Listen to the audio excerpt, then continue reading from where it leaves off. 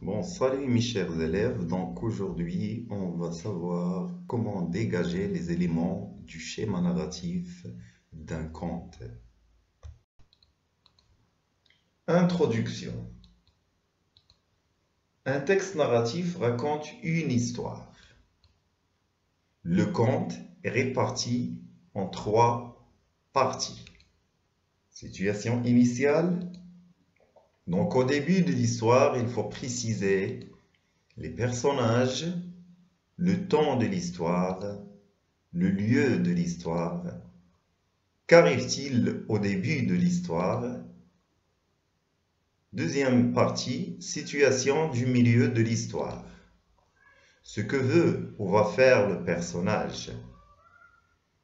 Finalement, la situation finale. Donc on doit préciser qu'arrive-t-il à la fin de l'histoire. Bon, je vous avais choisi un conte intitulé Le dinosaure. Bon, à partir de ce conte-là, on va essayer de dégager les éléments du schéma narratif. Situation initiale. Dino était un dinosaure gai et joueur qui était apprécié de tout le monde. Il passait son temps à chanter et à danser et il n'arrêtait pas de sauter et de faire des cabrioles.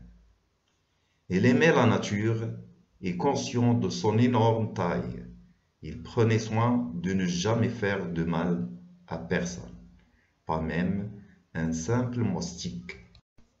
Bon, les éléments de la situation initiale. D'abord, le personnage, c'est Dino. Le lieu de l'histoire, dans la nature. Le temps des actions, il était une fois. Qu'arrive-t-il au début du conte? Dino passait son temps à chanter et à danser. Il prenait soin de ne jamais faire du mal à personne. Situation du milieu du conte. Un jour, cependant, elle écrasa une jolie petite fleur qui ne tarda pas à mourir. Il ne l'avait pas fait exprès, mais une profonde tristesse s'empara de lui. Les jours passèrent et Dino était de plus en plus abattu et inconsolable. Ses amis affligés de le voir ainsi décidèrent de chercher une solution, mais ils ne la trouvèrent pas. Les éléments de la situation du milieu. D'abord l'élément déclencheur, qui veut dire la phrase ou les phrases qui changent l'équilibre de la situation initiale. Donc ce sont les phrases qui donnent naissance à mon histoire. Donc un jour, cependant, il écrasa une petite fleur qui ne tarda à mourir. Les péripéties.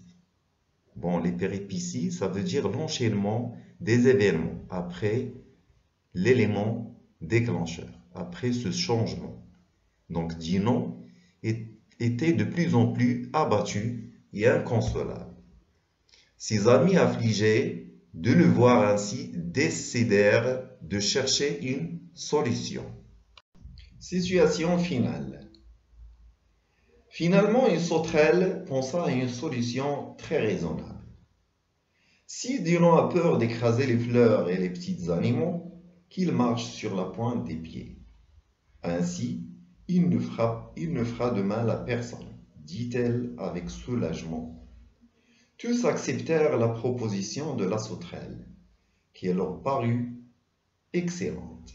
À partir de ce jour-là, Dino sauta et dansa en se tenant sur la pointe des pieds. Sa tristesse disparut. Il redevint le dinosaure heureux et aimable qu'on avait toujours connu. Bon, les éléments de la situation finale. D'abord, il y a ce qu'on appelle le dénouement. Donc, le dénouement, c'est la résolution du problème. Donc là, une sauterelle proposa à Dino de marcher sur la pointe des pieds. Et comme ça, il ne fera pas de mal à personne. Enfin, Dino redevint le dinosaure heureux, aimable, qu'on avait toujours aimé. Je m'entraîne. Donc là, il s'agit d'un schéma narratif. Donc à partir de ce schéma narratif, on va essayer de raconter le conte La frousse de Monsieur le chat. Bon, dans la situation initiale, vous avez le personnage, le chat. Bon, qu'arrive-t-il au début? Donc il se repose. Où ça? Dans son lit. Quand? Le jeudi, au matin, ou bien au moment de faire sa sieste. Donc l'élément déclencheur, qu'arrive-t-il? Une ombre apparaît. Qui est le menacé ici? C'est le chat. Où la menace a-t-elle lieu? Donc à l'entrée de sa chambre. Les péripéties.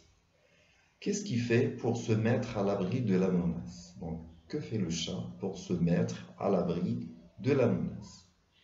Le chat crie. Qui est là? Répondez. Il implore, épargnez-moi la vie. Il offre son or et ses bijoux. Situation finale. Comment le personnage principal s'en sort-il?